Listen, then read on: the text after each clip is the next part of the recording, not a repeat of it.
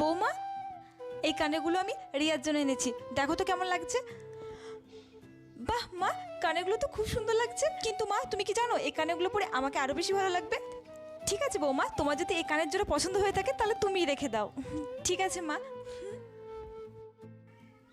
বৌমা, হ্যাঁ মা, আমি বাজারে যাচ্ছি রিয়ার জন্য শাড়ি কিনতে। বলছি তোমার কি কিছু লাগবে? তাহলে বলে দাও, আমি নিয়ে আসবো। না মা, আমার এখন অনেক শাড়ি আছে, আমার শাড়ি লাগবে না। ঠিক আছে বৌমা, আমি তাহলে ঘুরে আসছি। ঠিক আছে বৌমা। মা, তুমি চলে আসলে বাজার থেকে?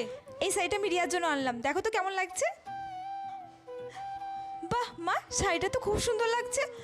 মা, আমি শাড়িটা রেখে দিচ্ছি, তুমি বরঞ্চ রিয়াদির জন্য আর একটা নতুন শাড়ি নিয়ে এসে দিও। ঠিক আছে বৌমা, তুমি রেখে দাও। ঠিক আছে মা। মেয়েদের যদি এইরকমই শাশুড়ি হতো তাহলে কতই না ভালো হতো। একটা লাইক করে সাবস্ক্রাইব করতে ভুলো না কিন্তু।